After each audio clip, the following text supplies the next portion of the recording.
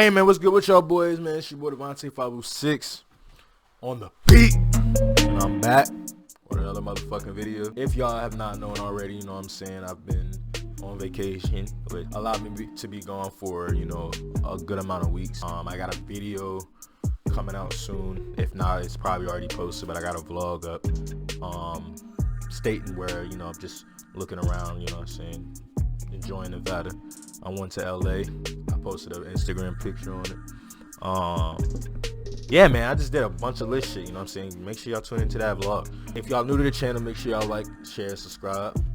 Your boy is back. I'm trying to grind, get these videos posted. Today's video, we got 15 most terrifying objects found in the deep sea. As y'all know, I do not like heights, and I do not like the ocean. I just hate that shit. I could not, if I was to be like stuck out in the ocean, I would die. Not even being eaten by a fucking megalodon, but I would die due to a heart attack. Without further ado, we're not gonna watch this whole shit because this shit 19 minutes. I'm gonna skip through the whole. But yeah. Actually, should I skip through it? I don't know. I'm gonna think about it. I'm gonna think about it in the video. Ocean is deep, vast, and often terrifying. Who knows what lurks in those crystal marine waters? I don't think anybody can dive in Bimini and not believe that these are man-made artifacts.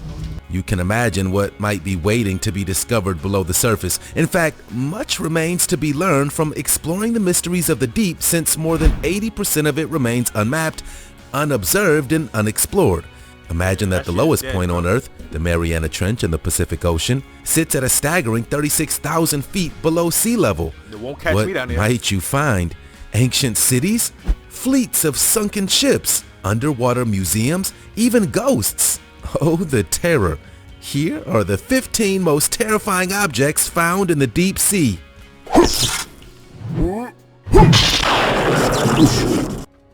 Number 15. Lake Neuchatel shark statue. Talk about terrifying. There's zero information about the actual shark statue that appears in the video. And trust me, we researched. But the location is Lake Neuchatel in the French-speaking part of Switzerland, a popular diving destination for European divers. It's unclear how or why the shark statue was located there, and this footage just makes that fact even more terrifying. But Switzerland is a very popular place to go diving, especially in the winter. With a surface of 84 square miles, Lake Neuchatel is the largest lake located entirely in Switzerland, and the 59th largest lake in Europe. The Theo River enters at its southwestern end and issues from it at its northeastern end. The northwestern shore is the most thickly settled, and the slopes are covered with vineyards. But whoever placed that sculpture at the bottom of the lake, are you the Swiss Banksy? Are you responsible for more terrifying art underwater elsewhere? Before we move on, if you don't smash the like button, subscribe, and click the notification bell today, the clown, will appear under your bed tonight. Go show that Number 14. The Ghost Fleet of Truk Lagoon. South Pacific's Caroline Island harbors the Ghost Fleet of Truk Lagoon. In a surprise attack by American allies in World War II, approximately 250 Japanese aircrafts were destroyed and more than 50 ships sunk. An estimated 400 Japanese soldiers were killed in one ship alone, trapped in the cargo hold. Most of the fleet remains in exactly the same spot it was left, largely forgotten by the world until the late 1960s. Jacques Cousteau's 1969 film Lagoon of Lost Ships explored the wreck-littered lagoon, and many of the sunken ships were then still full of bodies. As wreck divers brought attention to the site, Japan began recovery efforts, and many bodies have been removed and returned to their homes for burial. Some wreck divers often wonder, do the anguished souls of the crew and passengers who perished haunt those who dared to explore the shipwreck's remains? If you dive wrecks long enough, you'll hear tales of divers who were left with the bone-chilling feelings of this sort. Crushed by outside pressure. There could have been no survivors. Some indicate there was merely an eerie mood cast over the wreck, while others have suggested that they saw something down there that they can't explain. Number 13. What? SS Thistlegorm. The world-famous SS Thistlegorm was sunk in 1941 in the Gulf of Suez at the northern end of the Red Sea. It became a world-class visitor destination packed to the gunwales with a cargo of supplies destined for the British Fifth Army based in Alexandria. Armored carriers, motorcycles, jeeps, trucks, airplane parts, rifles, radio equipment, and a plentiful supply of Wellington boots can all be seen during your dive. The Thistlegorm is heaven for wreck enthusiasts, but is also one of the most underrated fish dives in the area, attracting schooling barracuda and providing a hunting ground for giant tuna and snapper. Our excursions require an early start. After breakfast on board, you'll make 2 dives on the wreck. In the early 50s, Jacques Cousteau discovered it by using information from local fishermen. He raised several items from the wreck, including a motorcycle, the captain's safe, and the ship's bell. The February 1956 edition of the National Geographic clearly shows the ship's bell in place and Cousteau's divers in the ship's lantern room. Cousteau documented diving on the wreck in part of his book, The Living Sea. That guy could find anything. Number 12, Ocean Atlas. Artist, photographer, naturalist, and diver Jason DeCaires Taylor introduced his record-breaking public sculpture to the crystal Bohemian waters in 2014. Entitled Ocean Atlas, the installation encourages coral colonization and deters tourists from endangered reefs. Forged for sustainable, pH-neutral materials designed to kickstart local coral growth, Ocean Atlas is a monumental public sculpture submerged 5 meters beneath the sea, and an environmental gesture intended to portray the positive potential of human interaction with the natural world. Located off the west coast of New Providence, the 18-foot-tall, 60-ton statue is currently the largest underwater statue in the world. The girl in the piece seems to struggle underneath a heavy burden, which is appropriate given that she was named after Atlas, the Greek god responsible for bearing the heavens on his shoulders. Of the old Ocean Atlas, it's got quite a meaning to it. As with the rest of Taylor's numerous underwater sculptures, this one was made from a special pH-neutral cement that will allow reef organisms to thrive on its surface. His statues allow new reefs to grow where none existed before and draw tourists away from overworked diving hotspots. Maybe not terrifying, but with the world on his shoulders, that's a scary thought. Number 11, Atlet Yam. Talk about weird underworlds. Not far off the coast of the village of Atlet in the Mediterranean Sea, near Israel, lies the submerged ruins of the ancient Neolithic site of Atlet Yam. The prehistoric settlement, which dates back to the 7th millennium BC, has been so well preserved by the sandy seabed that a mysterious stone circle still stands as it was first erected, and dozens of human skeletons lay undisturbed in their graves. Today, Atlet Yam lies beneath 16 to 40 feet beneath sea level and covers an area of 40,000 square meters. The site was first discovered in 1984 by marine archaeologist Ehud Galilee, and since then, underwater excavations have unearthed numerous houses, stone-built water wells, a series of long unconnected walls, ritual installations, stone-paved areas, a megalithic structure, thousands of flora and fauna remains, dozens of human remains, and numerous artifacts made of stone, bone, wood, and flint.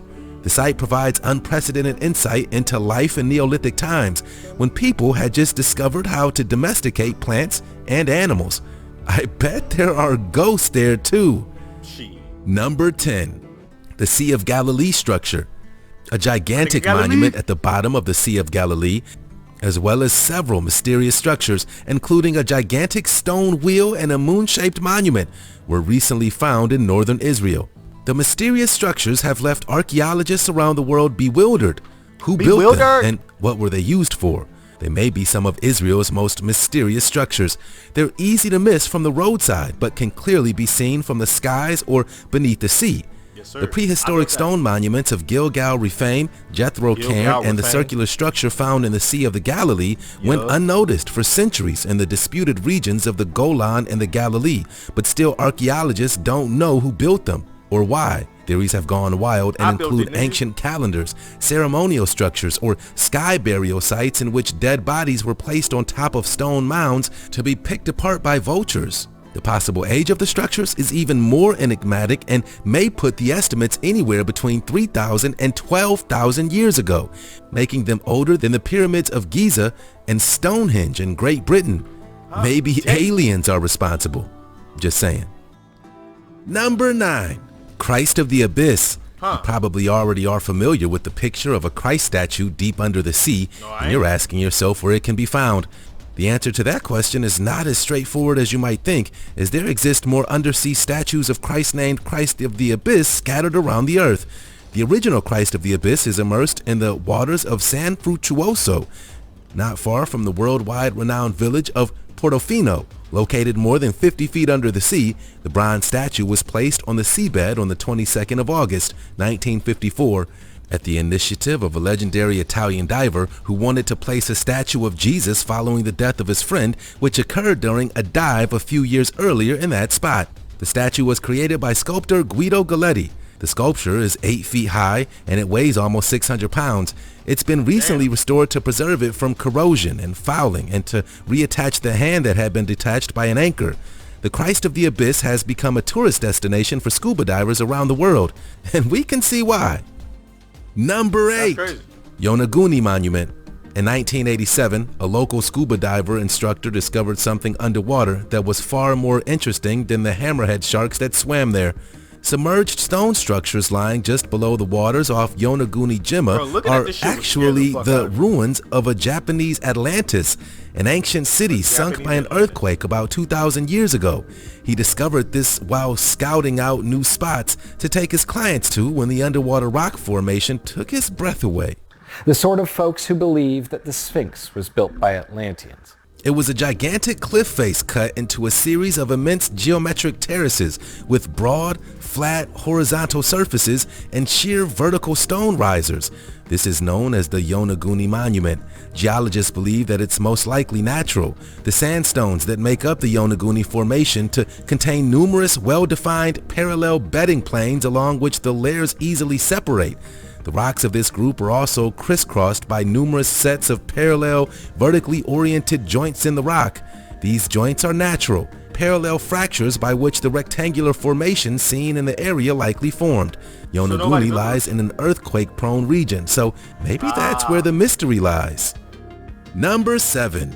MS Zenobia. The MS Zenobia left Malmo, Sweden on its maiden voyage for Syria in May 1980. Loaded with tractor trailers and other cargo. Between Athens and Cyprus, the ship began to experience steering problems because too much ballast water had been pumped in. After pumping it out, the captain continued to Cyprus, meant to be the ship's second to last stop. As the list worsened, the captain decided to tow the ship out of the harbor to prevent it becoming an obstruction should it sink. 5 days after arriving, it went down in Larnaca Bay, taking all its cargo with it. Fortunately, there were no casualties in the disaster.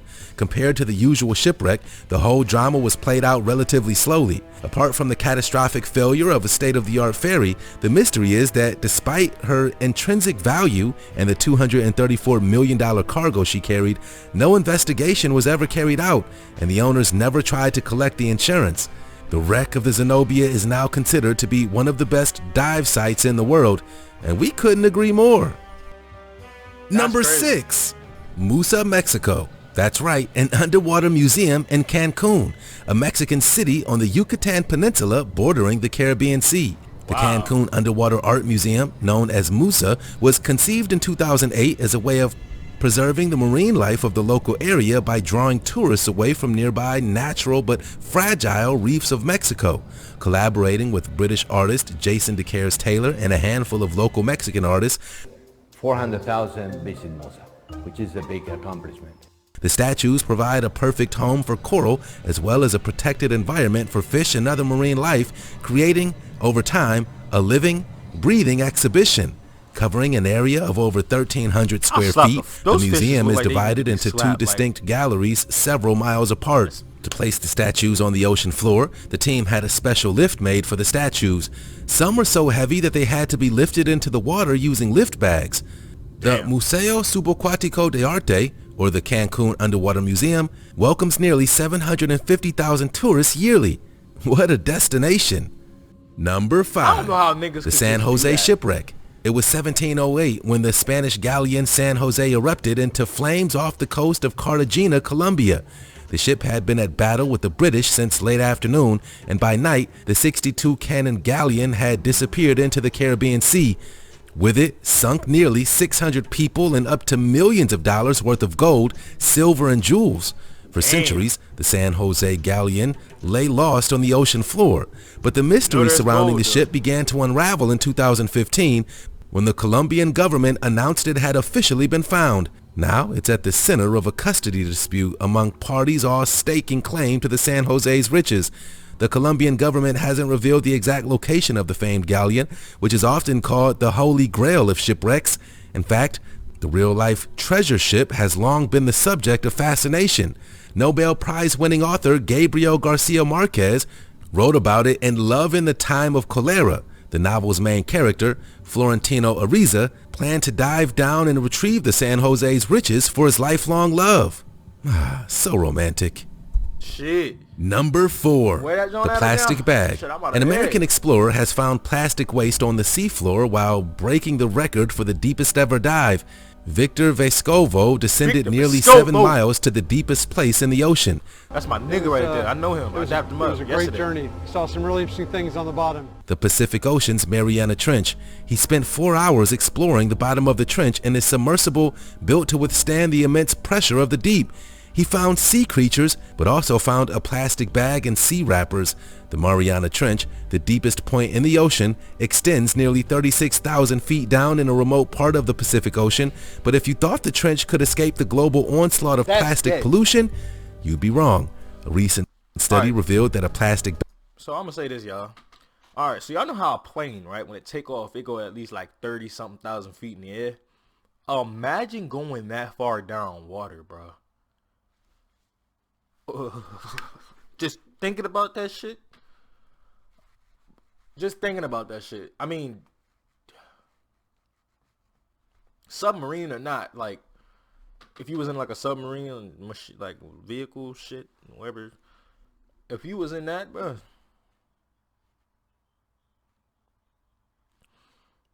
and just knowing that you're that deep underwater, done. You're just done. Like, there's no living if something goes wrong. Like one tiny puncture, you're done. Simple. Like the kind given away at grocery stores, is now the deepest known piece of plastic trash. Other debris was prevalent, and plastic bags in particular made up the greatest source of plastic trash.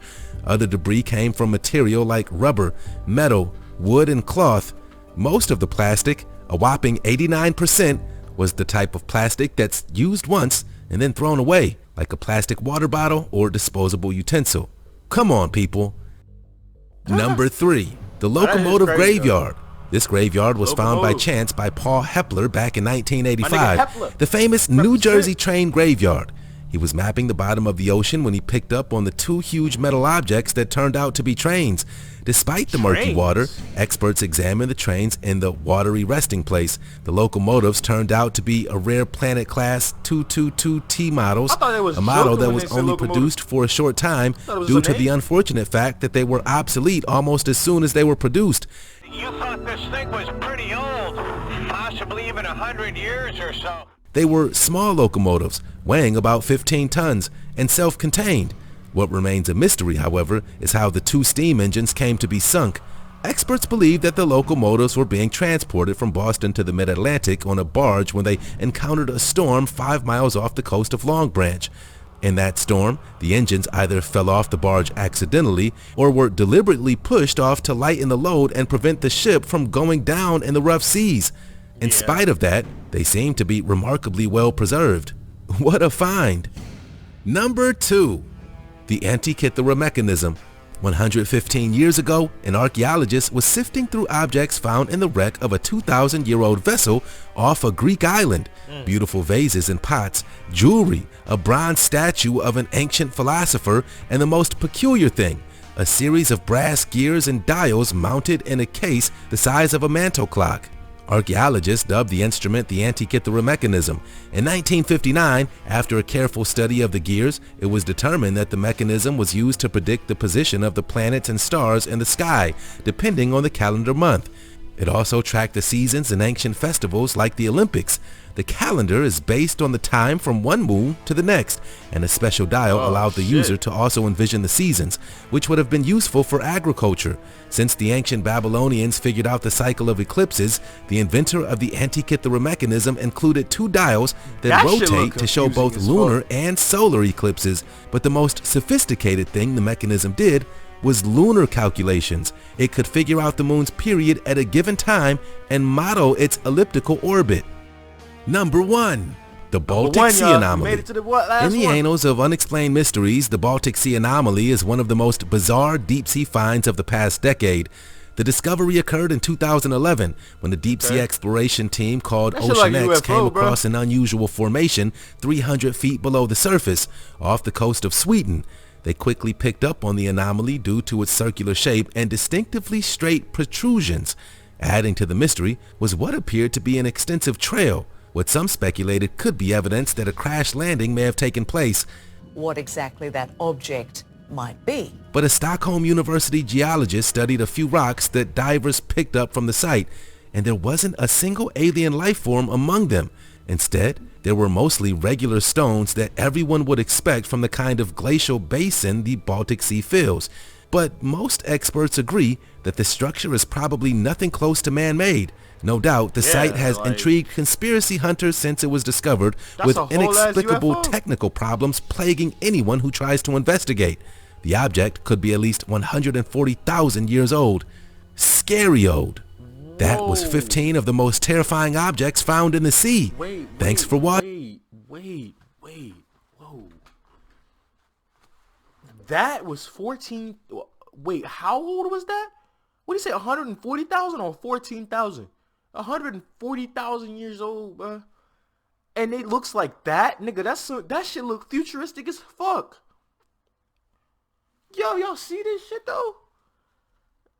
Like, look at this. There's no way. It has to be a statue or something. Like, look at that. That's not no 150. That is not 140,000 years old. That is capped out, bruh. Watching. That's scary as hell, bruh. But what if aliens? I mean, nigga, I ain't gonna cap, bro. I feel like aliens are real. But if they are real and they use shit like that 140,000 years ago, oh, we're in some shit. Oh, I tell you that right now, we're in some shit. Imagine what they have now, bruh. Oh, hell no, bro. Oh, fuck no. Oh, fuck no. These niggas, bro, I'm off it. Yo, thank y'all. Thank y'all for tuning into this damn video. I hope y'all learned something. That's one thing I like about these videos. These type of videos, bro, they actually teach you shit. But in the process of you teaching shit, you can get fucking scared or you can get lit, like, type shit. But, yeah, y'all, I hope y'all enjoyed this video. Make sure y'all tune into the next one. Make sure y'all go check out the vlog if you haven't already. I like y'all niggas. We're gonna see y'all on the next one. Hey! It looks like you lost another one.